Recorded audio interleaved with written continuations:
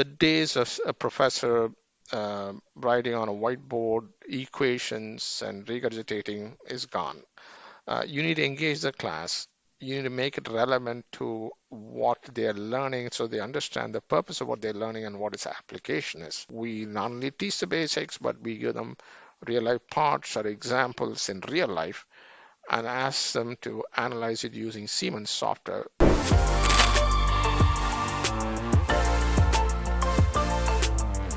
Welcome to the Next Generation Design Podcast. I'm your host, Jennifer Piper. Today, I'm talking to Sam Anand, professor of mechanical engineering at the University of Cincinnati, about his role as the director of the Siemens Simulation Center, how his department is able to utilize NX in their curriculum, and the rapidly evolving world of computer-aided design. Before we begin, let's meet today's guest. Sam, can you tell our listeners about your role at the University of Cincinnati? I'm a professor of mechanical engineering at the University of Cincinnati. I've been here for 32 years. I work in the area of advanced manufacturing, digital manufacturing, intelligent design, and all aspects of IoT, AR, VR, and MR. I am the director of the Siemens Simulation Center at the University of Cincinnati. I'm also the co-director of the Industry 4.0, 5.0 Institute at the University of Cincinnati, that is campus-wide. I've had a breadth of experience with multiple industries. When I say industries, those are research contracts with the university, with Raytheon, Honeywell, P&G, GE, Ford Motor, a whole range of those industries, Faurecia, and so on. And we have used several pieces of Siemens tools in these contracts and brought them back to the classroom for student experience. So that's a quick overview. So about 35 years of experience in advanced manufacturing and digital manufacturing. Welcome to the show, and thank you so much for joining us today. I'm curious, how did you start your career in engineering? What first attracted you to the field? I came to this country in 1984 after I got my master's in mechanical engineering from India. And I came to Penn State. That is where I stayed for about 6 years when I got my master's and doctorate in industrial and manufacturing engineering. And then I moved over to University of Cincinnati in 1990, and that's where I've been since I started. So engineering has always been a passion because it allows us to be creative in solving problems, particularly the gaps in the industry, and coming up with new organic kind of knowledge to solve those problems, either in design or in manufacturing. My passion was manufacturing because I see products and goods made, and we know that is the driver of most economies eventually. And so that is where I wanted to put my entire interest and stress here. So, in a nutshell, the creativity and the problem-solving capability of engineering is what attracted me. And of course, I haven't left this field, so that is definitely, emphasizes my interest in that area. Was teaching always your end goal? No, not at all. I was interested in engineering, so when I went to Penn State, obviously, I was interested in getting a master's and a doctorate, but I eventually initially wanted to work at an industry. But the kind of training and the research that I did at Penn State and the basic exposure to different professors from different universities whom I met at conferences and other kind of scenarios gave me the impetus to actually become a professor because mingling teaching with research and problem solving puts you on a sweet spot where you can teach people, you can also do research and also interact with industry and bring that back to the classroom. That triangle is what I liked, and that's what made me become a professor. And what kind of courses do you teach? What are you teaching this current semester? I teach manufacturing. So this semester I'm teaching a manufacturing process course. It's an undergraduate course where we cover the gamut of all the manufacturing process. Of course, we introduce Siemens software in every part of the curriculum in that course. as we have done throughout the curriculum in mechanical engineering. Right now, about 1,500 students are exposed to Siemens software in various courses.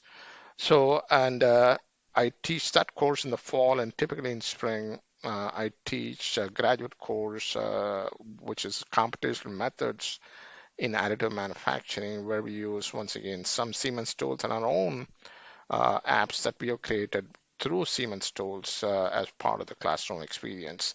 And all these courses, the mainstay is to bring real life industrial problems with simulation to to train the students for the next generation of engineers in this digital world and make sure they hit the ground running. And also understand that solving real problems with some industry interaction brings you closer to what you would be doing later on in life. And that provides an extra layer of training, and that is what we strive towards doing. Which of those courses is actually your favorite to teach? Two things. One is predictive modeling. So, how to model the process and predict how the distortions and the final part quality is going to come out using digital simulation is a big deal. It is a very complex process, particularly when you have heat input.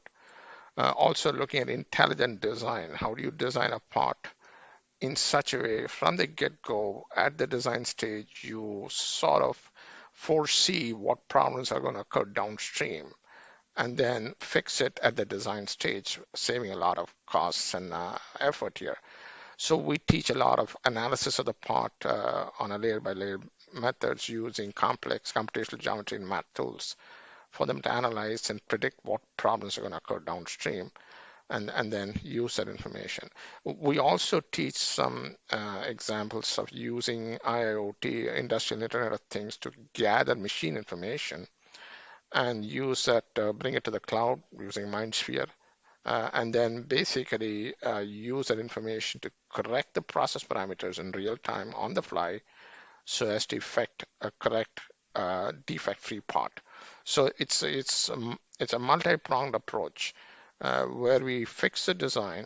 We also look at modifying process parameters on the fly based on sensor input and how students can learn how those sensor inputs play a part in changing the process parameters and selecting the optimal ones. When you're doing the additive manufacturing portion of the curriculum, are you also having the students do the actual 3D printing and making the final product themselves? What does the end result look like?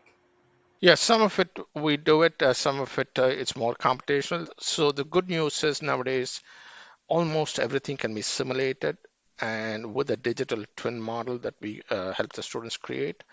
So the idea is, instead of wasting time with multiple iterations of design, you simulate and then verify and reiterate and simulate again to get to the final product. So that is faster, time saving, and gives you a lot more options. That's what we train at. Yes, we do some printing, but the idea is not to train students in the art of printing, but on the math and the physics behind the entire process so they understand the fundamentals and also connect them with simulation and predictive modeling software with all the new tools on AI and machine learning so they can bring that to bear on making a good product here, what we call as a first part, right? With no defects, so that we save costs, save energy, save material, and makes everybody happy. Well, it sounds like you're having a lot of fun with that, which is great. What types of products are they designing? So it's basically a range of products. It could be for aircraft parts. It could be for medical devices. And depending on the type of parts, the material is different, the design is different, the nuances of the process parameters are different, and how to make those things. So a lot of concentration on metal parts, which is a lot more complicated, particularly metal powder additive manufacturing, which is what GE and Raytheon and Boeing and all those folks do for lightweighting parts. So we focus on lightweighting, complex designs that can be tailored and made for those kinds of situations. So it's a range of industries from aircraft to auto to medical, we focus on those industries, on the cutting edge areas here. But the principles are the same, whether you take the part to GE or to a medical application. We teach the fundamentals, and from there on, you can branch out and pretty much make any of these parts here. So it's an evolving field, additive manufacturing. It is changing by the day here, so new things are coming out. So we try to keep up as much as possible. This industry does change incredibly quickly. So it's great that you already have your students thinking on their feet. So, Sam, obviously, much of your coursework involves computer aided design. I'm wondering when you were first introduced to that system. Oh, that is a while ago. So for my work at Penn State, I was using IDS, which is a precursor. It was a precursor to NX and all the other software. IDS was made by, of course, SGRC at that time, which eventually morphed into Siemens. So that was my PhD thesis. Part of it was used in IDS. So, and since then, I've taught courses on CAD or CAD and manufacturing for 30 years, and we have evolved through different pieces of software. And of course, we are at NX. I think NX is the pinnacle of a top-notch software that can bring it all together, be it design, manufacturing, and analysis. So it helps us, train the students in a cutting-edge software used by Fortune 100 industries, GE, Boeing, all the big companies here, so that we train students right in that software here. Yes, NX is a top-notch software, and so that's why we have picked it. Well, we absolutely love to hear that. Is there anything in particular you like about using NX? I think it is the range of applications that you can choose from, and the interface is so friendly and smooth once you know how to operate it. And it naturally leads you from one step to another, making it logical to work on it. That's the best part of the software here. And each edition of the version of the software brings new tools and new methods, which is great. It's like buying an iPhone 14. It looks the same, but it's got some new features. That's exactly what NX does when it moves up every edition. Have you found it challenging to keep up the pace with the updated functionality?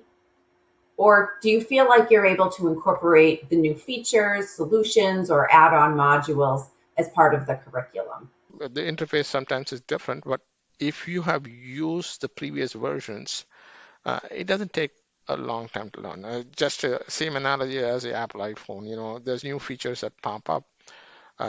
But if you are a user of Apple iOS, it shouldn't take you more than a few minutes to figure things out there and so on. So it is logically sequenced, so the ramp up is not dramatic. It is not to the point where somebody says, wow, I don't even know what the heck it is. It is slow, so it's logical. So I don't think it's really of a concern, and it's more of a step up that people understand. When you step up, things change a little bit. As you said in your introduction, you're the director of the Siemens Simulation Technology Center at the University of Cincinnati. Can you tell our listeners a bit more about that? Yeah, the Siemens Simulation Technology Center was formed in 2016 with help from Siemens, a generous gift from Siemens. And it had multiple goals, definitely to train students in Siemens software, the suite of Siemens software, in all areas of simulation, predictive modeling, and infuse that information into classrooms so that students are seamlessly working on these kinds of software while they learn the fundamentals. And also include information about using this software in industry projects and contracts, and bring that information back to the classroom for real-life student learning. And that is the purpose of the Siemens Center. And also creating packets of learning using Siemens software that we can post on the Siemens Center website that can be replicable, not only by professors at the University of Cincinnati, but by other universities around the world. So we serve as a repository of all those apps and small packets or modules that anybody can use in their courses to make it successful. They're all Siemens-centric packets of software there. So it's been around for about 6 years right now. It is evolving and morphing where we are right now integrating Siemens Center activities into the Industry 4.0 5.0 Institute that was newly formed. I'm the co-director. And the Digital Futures, that's a building I'm sitting at the University of Cincinnati. It's a 180,000 square feet building for interdisciplinary research.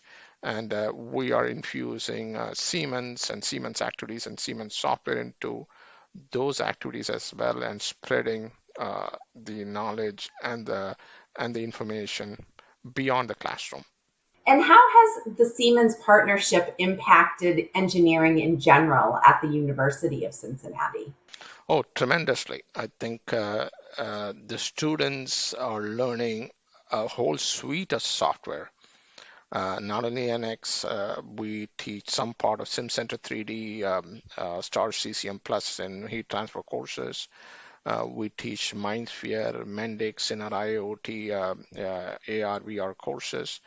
And then all elements of SimCenter 3D that we are talking about, and the accelerator package that is the new push right now. We're teaching all elements. So we have integrated Siemens software into more than 20 to 25 courses, and about 14 to 1,500 students are impacted where they see the software used in their homeworks, projects, demos, and so on and so forth. Yes, the students come out with the knowledge of these software and how to use it. And clearly, knowing the fundamentals along with the knowledge of using this software, which is what they're going to see in the industry, helps them seamlessly transition to the industry. So, and then the use of Siemens software in industries and contracts and research, that brings a different level here of students' experience. Yeah, it's been highly impactful, and we are grateful to Siemens. That's an incredible number of students to be able to receive that sort of education before even joining the workforce. What do you think has been the greatest benefit of this partnership for the students? We bring in Siemens experts now and then to actually interact in the classroom in the form of lectures and presentations. That's an added element, so they see that.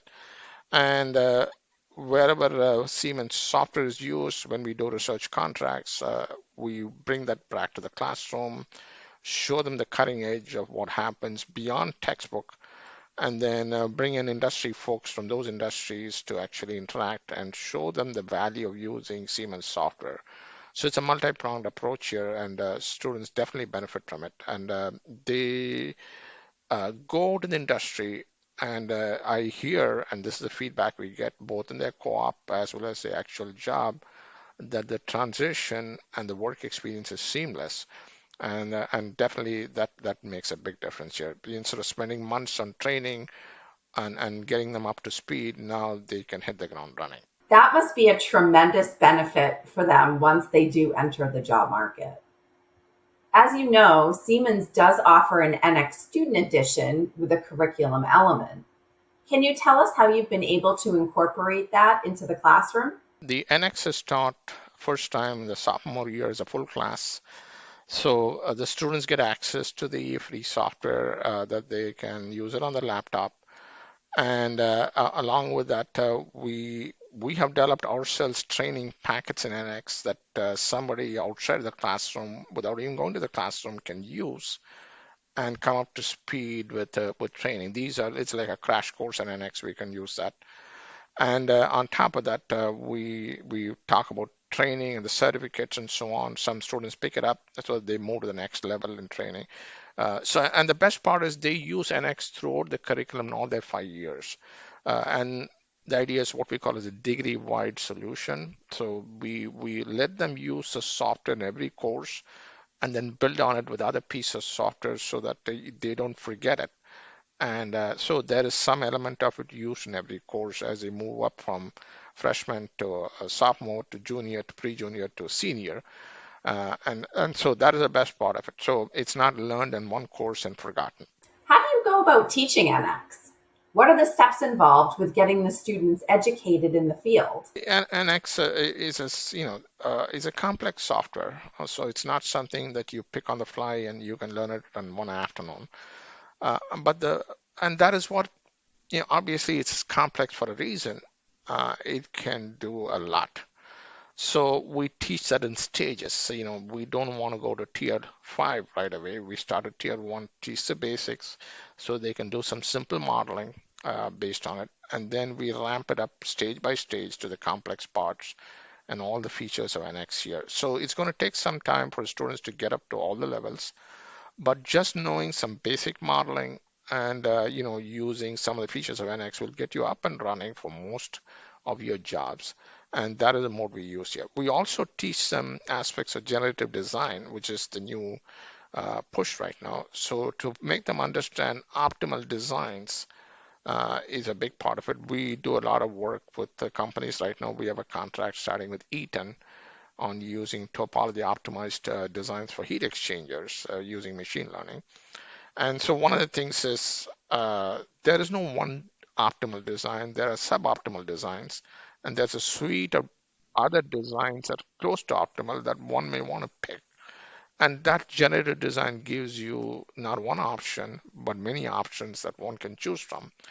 And that is one thing that we want to emphasize. In life, there's no one solution, there is a suite of solutions, and each is applicable in different situations, and you should know how to generate those solutions and go from there. And that is true for most life decisions too. That's definitely a very important lesson to hone in on. What about when teaching the digital twin? How does CAD synchronous technology and the digital twin affect mechanical engineering and product design? The digital twin, predictive modeling, physics-based modeling, we emphasize those in courses. Students need to learn the fundamentals, but also need to use software to build a predictive model in software so that they can use that framework of a digital twin of the process or the product to sort of look at what if scenarios. What if I did this? What if I change this? What happens here? So that helps them hone those skills. And of course, there's validation. Building a digital twin has to replicate the real life model. And once it's validated, then you can use it to plan and also design parts that are optimal and also design the process so that you can make it efficient, sustainable, and also cost effective with error-free parts. So that is what digital twin does that. And Siemens, with this emphasis on digitalization and digital transformation, and the digital thread of the data flowing from design to process all the way across the manufacturing chain, and the suite of software brings us to the point where we can teach the students the whole swath of those tools to understand digital twin, digital thread here. And that is ramped up in multiple courses. Of course, you cannot teach it in one course. It spreads across multiple courses, and we make it a point to sort of build on it so that when students come out of the curriculum, they know how this works and the digitalization of the process and the product works here. So it's a slow process, but we build it up. What specific courses involve using NX for design? Can you expand on that a bit? We start with the basic graphics course at the sophomore level, and then move up the chain. We use it in mechanical design course. We use it in strength of materials for designing parts and doing basically SimCenter 3D analysis using NX Nastran. And then we move up and build once again NX models for our heat transfer courses where we may use star CCM Plus for analysis. We use NX models in our manufacturing process course for building parts and analyzing those parts for machining or additive manufacturing. So NX is used in every course where you need a product for analysis. And we use that over and over again here and build on it. And of course, NX is used later on in the senior design when students work on an actual industry design problem.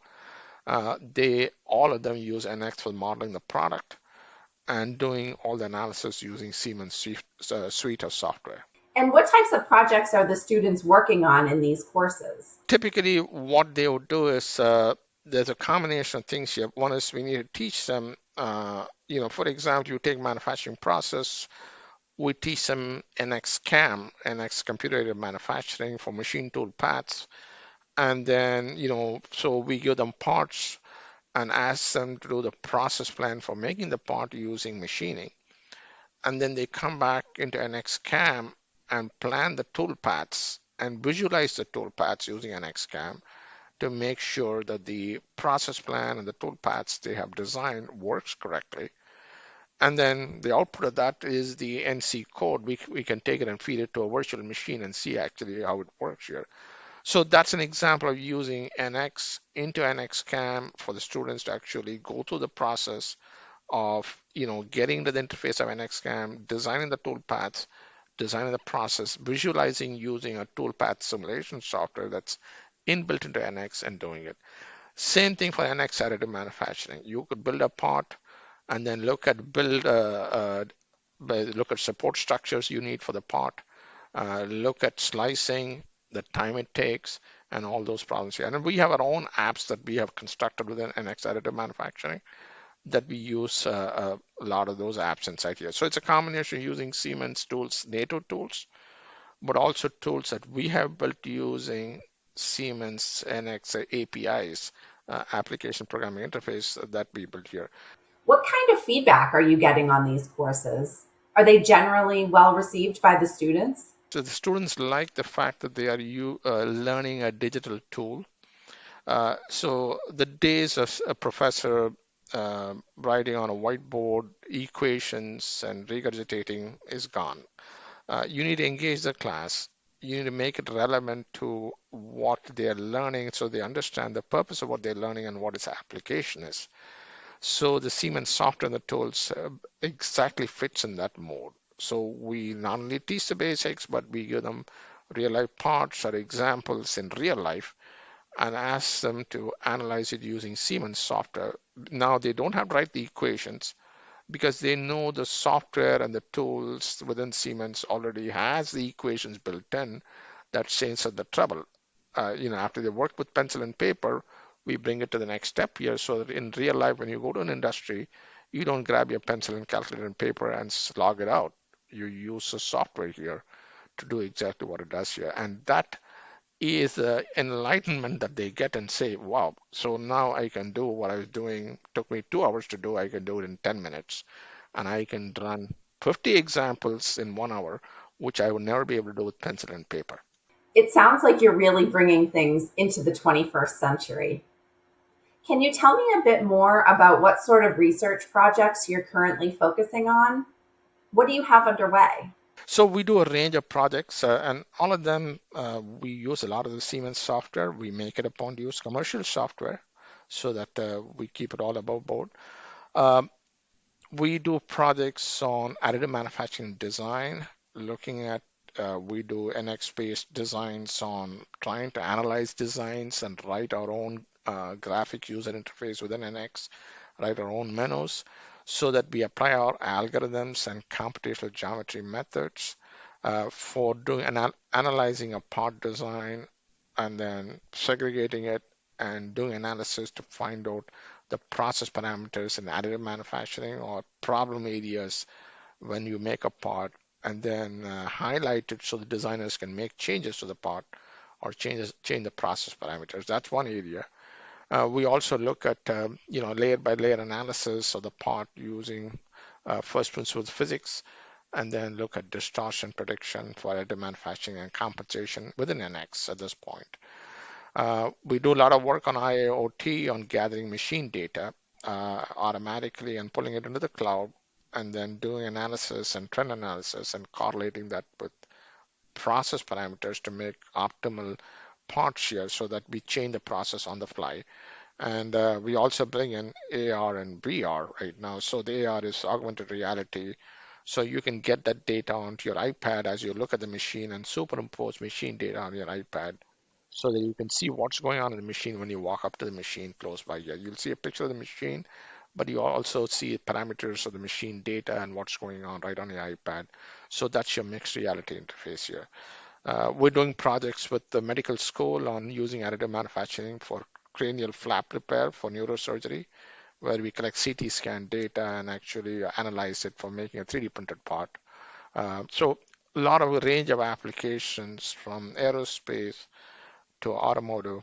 Can you talk a bit about your experience with the Digital Manufacturing Design Innovation Institute? It was a federal initiative based by the Obama government, and it is based in Chicago, Illinois, UI Labs, University of Illinois Labs at Chicago. So in a nutshell, it is government funding to enhance the manufacturing competitiveness of this country. Right? So it started off in 2015 or 16 or so. So one of the first projects we did there was on virtual modeling and prediction of metal powder additive manufacturing. We partnered with GE Global Research and University of Illinois at Urbana-Champaign, along with TechSol, where we were using NX APIs that we talked about for analyzing part designs and looking at problem areas of the part, what we call as DFAM, design for additive manufacturing features, so as to highlight those features so that we can fix those parts here and then do some analysis.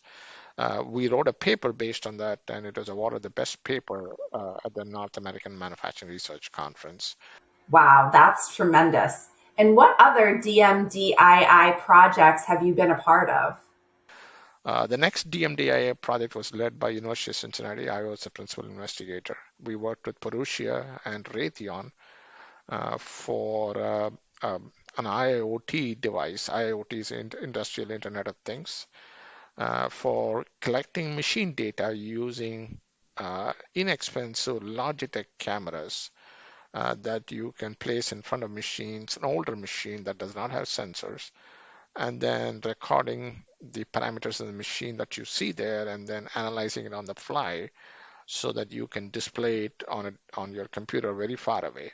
So the idea was to combine the data from dumb machines with smart machines so that you see it as one big dashboard interface and that you can use here. And we pushed that data onto the cloud and we pulled it back into an AR device and so on.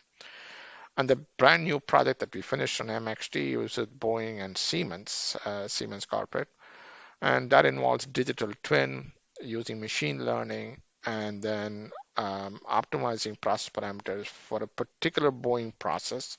And of course, it's proprietary, so I can't get into the actual Boeing process here. But what we use is we use computer vision, image processing, machine learning, and digital twin to actually effect process changes on the fly so as to make a part correct all the time and fix it as it goes out of whack before the next part comes up at that point. So it's a good experience of using those parts here and working with industries. So those are the three projects here. University of Cincinnati is a Tier 1 MXD member. And of course, we work closely with Siemens and some of those projects here. That must be very exciting that the University of Cincinnati is able to be involved with those types of projects as well. Sam, before we finish, I'd love to know, what is your biggest tip for a young engineer just starting out learning NX? Be patient. There is a learning curve, and you will run into hurdles initially, but once you get past a certain point, it'll get much smoother and you will start enjoying it. The reason is now you'll start exploring the features of NX, which is tremendous features, and it's sort of it spread itself in different areas. You can do electrical design, you can do mechanical design, you can do aircraft part design, you can do additive manufacturing parts. So there is no end to it. It goes into all the areas that you can think of. But once you master those things, you'll start enjoying it because now you can see the power of NX and the associated software to do so much analysis that 20 years ago people could not even imagine. Okay, and that is the part that we try to emphasize. The digital tools and the computing power has increased so tremendously that this is a new age right now that you can do all kinds of analysis and come up with great part designs, novel part designs, and novel ideas that you couldn't have done 20 years ago. I'd like to look forward a bit. With technology evolving at such a rapid pace these days, how do you see the curriculum changing when teaching NX and other Siemens software for that matter? I think the idea is to integrate NX early in the curriculum and make it a mainstay of using NX in other courses for part design and analysis, and then using those part designs seamlessly integrated with other applications like SimCenter 3D, Star CCM Plus, and other applications in each of those courses. So the base NX always comes back in courses. And one of the things we are contemplating is using one product as a project in each course. And it's like akin to making a product in a factory and different departments coming and actually providing input and modifying the design. So we want to make that same scenario as students move through different courses and take the same product and do thermal analysis, mechanical design analysis, stress analysis, but it's the same part. So they know the effects of these kinds of analysis on the same part and how it evolves and changes and why the different features of design come to bear so that it satisfies a particular constraint here. Once again, NX is the backbone that we want to use for all these courses here. Well, that's wonderful to hear. And where do you see the future of design headed in general? I'm one of those folks who does a lot of research contracts and then try to bring it to the classroom. So there is a lot of effort right now on designing multifunctional, multi-material parts. So how do we combine multiple materials to make it, low weight? At the same time, it satisfies some heat transfer constraints. Maybe on one side it is insulated, one side is conducting, it's an aircraft application. Or it could be something that has some vibration properties that's specific to that application. So how do you do multifunctional applications on the same part by combining materials using topology optimized design, which is lightweight organic designs? So that is a new frontier. And doing intelligent designs to predict manufacturing problems beforehand so that you make design modifications ahead of time on these multifunctional, multi-material designs that you construct here. So that is the big deal. And also applications in medical, aerospace, auto, all these things are ripe open right now for those kinds of new kinds of materials and new kinds of combining different materials to your best effect, making a lightweight part at the same time making the bringing in the functionality of the heat, the vibration, the thermal loading all into one part here to make it optimal for you. That's a new front right now. Are there any final thoughts you'd like to add about your program at the University of Cincinnati? I do want to say something. I'm actually sitting in this brand new Digital Futures building, which is a brand new entity, and it is basically a interdisciplinary research facility, which has 17 labs and across the curriculum, right from folks in business or art or design are all sitting here, and the common theme is digital, but they work on it, and and that is, obviously we have some space here that we have been identified as a good example of using digital tools in our research and curriculum, and that's the reason why we've been called here. So just wanted to plug in that particular element here. And so other than that, we are excited to partner with Siemens. It's been an excellent journey, and it is getting even better in terms of the tools we're using, the collaboration we are seeing, and we are working right now with folks at Siemens Milford on new areas that we want to penetrate using Siemens software and bring it back into the classroom.